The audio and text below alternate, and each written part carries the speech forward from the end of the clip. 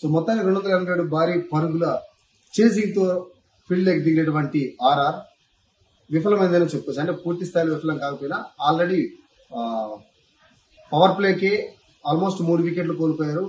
Just 77 runs మాత్రమే చేశారు. అయితే ఫీల్డింగ్ ఎంచుకోవడం ఒక తప్పిదంగా మనకు అనిపిస్తుంది. మరొక వైపు ఆర్ఆర్ ఫీల్డర్స్ కావచ్చు, బౌలర్స్ కావచ్చు పెద్దగా ప్రభావం చూపించలేకపోయారు.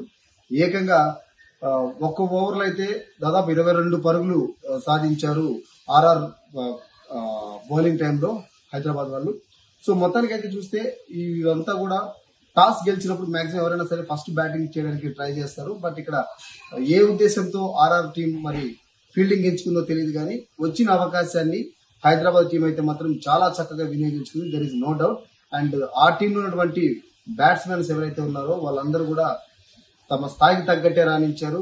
ఇంకా చెప్పాలంటే ఇంకా కరెక్ట్ ఎక్కువగానే రాణించారని చెప్పుకోవచ్చు. ఈ నేపథ్యంలోనే 20 ఓవర్లు ముగిసేసరికి దాదాపు 286 భారీ స్కోర్ సాధించింది. సో 287 పరుగుల చేసింగ్ తోటి బరిలోకి దిగినటువంటి ఆర్ఆర్ టీం మొత్తానికి చతికిల పడుతున్నట్టు మనకు కనిపిస్తోంది.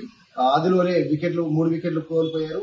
3 కీలక బ్యాట్స్మెన్ కూడా పెవిలియన్ చేరుకున్న నేపథ్యంలో మరి చేసింగ్ ఏ విధంగా ఉండబోతుందనే ఆసక్తి సర్వత్రా నెలకొంది. మనం అనుకున్నట్లుగానే ఏదైతే హైదరాబాద్ కి అనుకూలంగా ఉంటుంది, ఖచ్చితంగా హోమ్ టీం అనుకున్నాము. సో అదే హైదరాబాద్ టీం కి బలంగా మనకు కనిపించింది. సో ఇప్పుడు ఆర్ఆర్ ని కూడా పక్కగా అంటే ఓడించే అవకాశాలు ఎక్కువగా మనకు కనిపిస్తున్నాయి. దాదాపు 10 ఓవర్లకు దగ్గరలో ఉంది మ్యాచ్. సో మరొక 10 ఓవర్లు మిగిలి ఉన్నాయి. టార్గెట్ అయితే మాత్రం ఇంకా కొండంత ఉంది. మరి ఏం చేయబోతున్నారు ఆర్ఆర్ అనేది మనం వేచి చూడాలి.